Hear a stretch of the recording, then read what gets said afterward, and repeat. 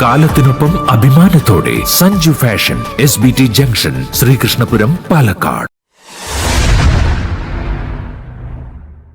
മണ്ണാർക്കാട് എലമ്പുലാശ്ശേരി വാക്കടപ്പുറം കരുവാരക്കാട് പൂട്ടിക്കിടന്ന ഗോഡൌണിൽ നിന്നും 1 കോടി രൂപ വില വരുന്ന നിരോധിത പുകയില ഉൽപ്പന്നങ്ങളും നിർമ്മിക്കാൻ ഉപയോഗിക്കുന്ന മെഷീനറികളും മണ്ണാർക്കാട് പോലീസ് പിടികൂടി.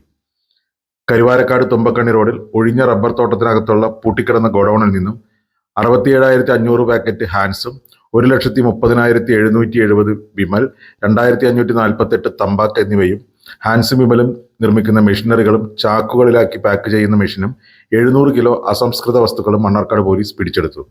സംഭവത്തിൽ രാജസ്ഥാൻ സ്വദേശികളായ 31-കാരൻ പ്രകാശ്, 39-കാരൻ ഘനശ്യാം എന്നിവരെ പോലീസ് കസ്റ്റഡിയിലെടുത്തു. ഇവർ ഗോഡൌണിലെ ജീവനക്കാരാണെന്ന് പോലീസ് പറഞ്ഞു. പോലീസിന് ലഭിച്ച രഹസ്യ വിവരത്തെ തുടർന്ന് നടത്തിയ പരിശോധനയിലാണ് 1 കോടിയോളം വില വരുന്ന നിരോധിത പുകയില ഉൽപ്പന്നങ്ങൾ പിടികൂടിയത് എന്ന് മണ്ണാർക്കാട് SHO രാജേഷ് പറഞ്ഞു.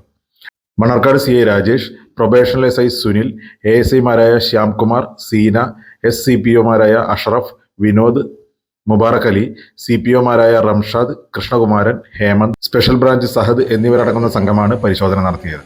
കരുവാരക്കാട് എന്ന സ്ഥലത്ത് നിന്ന് 1,34,700 പാക്കറ്റ് വിമലും അതേപോലെ തന്നെ 67,500 പാക്കറ്റ് ഹാൻസും 700 കിലോഗ്രാം അസംസ്കൃത വസ്തുക്കളും ഹാൻസ് നിർമ്മാണത്തിന്റെ അസംസ്കൃത വസ്തുക്കളും ഹാൻസ് നിർമ്മാണത്തിന്റെ 2 വലിയ മിഷനറികളും പാക്കിംഗ് സാമഗ്രികളും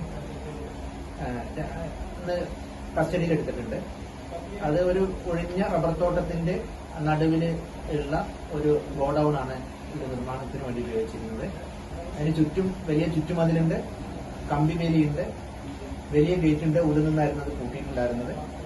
അത് ഇപ്പൊ സീസ് ചെയ്ത് കൊടുക്കുന്നുണ്ട്. 2 രാജസ്ഥാൻ സ്വദേശികൾ അവിടുത്തെ പണിക്കാരാണ്.